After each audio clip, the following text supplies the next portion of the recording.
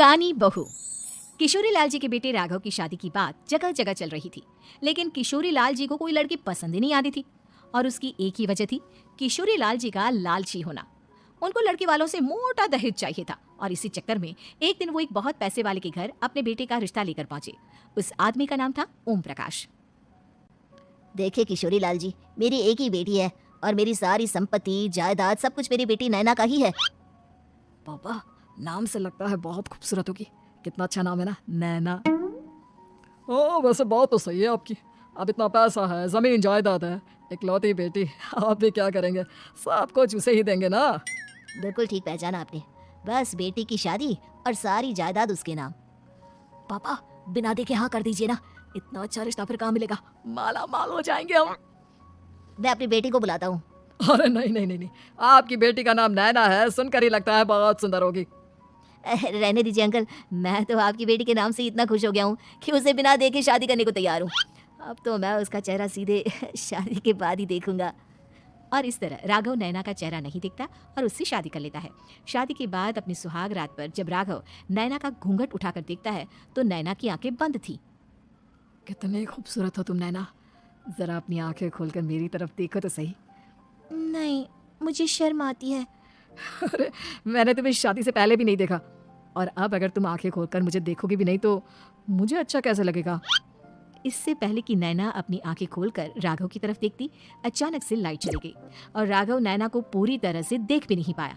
अगली सुबह नैना राघव के लिए नाश्ता बनाकर लेकर आई। अरे ये क्या, आधा पराठा सीका हुआ है और आधा बिल्कुल कच्चा। ये तुमने क्या किया नैना? बहू, तुमने क्या आधा पराठा तवे से नीचे लटका कर रखा था, जो आधा सिका है और आधा कच्चा? मुझे जितना दिखेगा उतना ही तो सीखूंगी ना पापा जी। जहाँ जहाँ मुझे नजर आ रहा था वहाँ मैंने सीख लिया, और जहाँ जहाँ नहीं दिखा वहाँ कच्चा रह गया होगा। इसका क्या मतलब है? ये कैसा मजाक कर रही है तुम? अरे बहू, तुमने इतना लंबा घूंघट क्यों लगाया हुआ है? देखो, हमारे घर में बहुओं को बेटी की तरह रखा जाता है, और फिर तुम तो इतना सारा माल लेकर आई हो। देखो, ये घूंघट डाल कर रखने की कोई जरूरत नहीं है। हाँ नैना, पापा जी ठीक कह रहे हैं, तुम तो आराम से रहो, अपना ही घर समझो। नैना अचानक से अपना घूंघट उठा लेती है। अरे ये क्या पापा, नैना की तो एक आंख फूटी हुई है। नाम से नैना, लेकिन ये तो कानी बहू निकली। मेरे साथ धोखा हुआ है, धोखा। बिना दिखाए अपनी कानी लड़की मेरे संग ब्याह दी। मुझे कानी बीवी नहीं चाहिए। मुझे अभी ओम प्रकाश जी से बात करनी पड़ेगी। आखिर उन्होंने मेरे साथ ऐसा किया क्यों? अरे आप लोगों ने ही तो पापा से कहा था कि आप लोग शादी से पहले मुझे देखना नहीं चाहते। अब मेरे पापा पर क्यों इल्जाम लगा रहे हैं? अरे लेकिन उन्हें बताना तो चाहिए था ना कि तुम कानी हो, एक आंख से तुम्हें दिखाई नहीं देता। किशोरी लाल और राघव नाराज होकर ओम प्रकाश को अपने घर बुलाते हैं। पापा जी, ये आपने क्या किया? शादी से पहले बताया क्यों नहीं कि नैना की आंखों में परेशानी है? अरे आप ही ने तो लड़की देखने से मना कर दिया था। अरे लेकिन आप बता तो सकते थे। आपको तो हमारी बेटी की प्रॉपर्टी चाहिए थी, वो भी पूरी की पूरी। अब क्या हुआ अगर उसे आधा दिखाई देता है? प्रॉपर्टी तो आपको पूरी मिल गई ना। अरे ये क्या बात हुई? मेरी शादी प्रॉपर्टी से नहीं, आपकी बेटी से हुई है।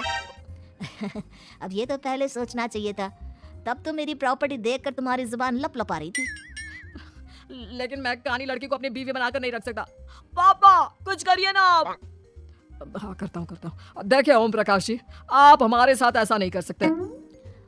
और तुम देखो, अगर तुमने मेरी बेटी से शादी तोड़ी ना, तो जो भी प्रॉपर्टी मैंने तुम्हें दी है वो तो पूरी की पूरी वापस ले लूंगा, और आधी प्रॉपर्टी तुम्हारी भी लूंगा। अरे मेरी आधी प्रॉपर्टी भला क्यों लेंगे आप? इसलिए क्योंकि मेरी बेटी को आधा नजर आता है और उसकी नजर अभी तक तुम्हारी आधी जायदाद पर ही पड़ी है। अब तुम उसे घर से निकालोगे तो कुछ तो लेकर जाएगी ना। और अगर हम आपकी बेटी को अपने घर की बहू बनाकर रखे तो? तो तुम्हारी पूरी प्रॉपर्टी तुम्हारी ही रहेगी, और जो मैंने तुम्हें दिया है ना उसमें से बस मैं आधा लेकर जाऊंगा। अरे लेकिन अब आप अपनी दी हुई प्रॉपर्टी में से आधी वापस क्यों लेकर जाएंगे, अगर मैं आपकी बेटी को अपनी पत्नी बनाकर रखने को तैयार हूं तो? इसलिए ताकि भविष्य में अगर तुम मेरी बेटी को धोखा दो तो उसके पास कुछ तो रहे जो पति का हो।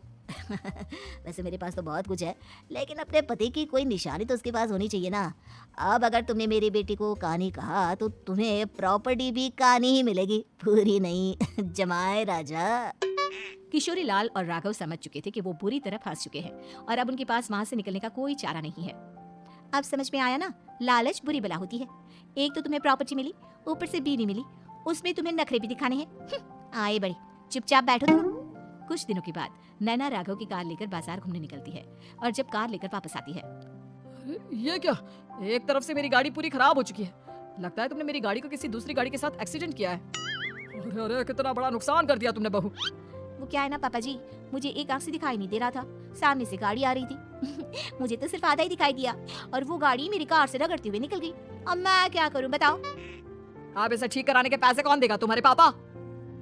तुमने मुझसे इस तरह से बात की? अभी रुको। नैना राघव की शिकायत ओम प्रकाश को कर देती है। देखो राघव, अब जो मेरी आधी प्रॉपर्टी तुम्हारे पास थी ना, उसमें से आधी और मैं लेकर जाऊंगा, क्योंकि तुमने मेरी बेटी को डांटा। अरे नहीं नहीं पापा जी, गलती हो गई, माफ कर दो। गलती की तो कोई गुंजाइश ही नहीं। अगली बार मेरी बेटी को डांटा तो बची हुई आधी में से आधी और ले जाऊंगा। लालच के चक्कर में हम दोनों ने बहुत बड़ी गलती कर दी बेटा। एक तो तुम्हें कानी बहू मिली और ऊपर से जो माल मिला वो भी काना। इस तरह राघव की हर एक गलती पर ओम प्रकाश उसकी प्रॉपर्टी का आधा आधा हिस्सा लेकर अपना सारा माल वापस ले गया और राघव को कानी बीवी से काम चलाना पड़ा। भाई लालच वाकई में बुरी बला है।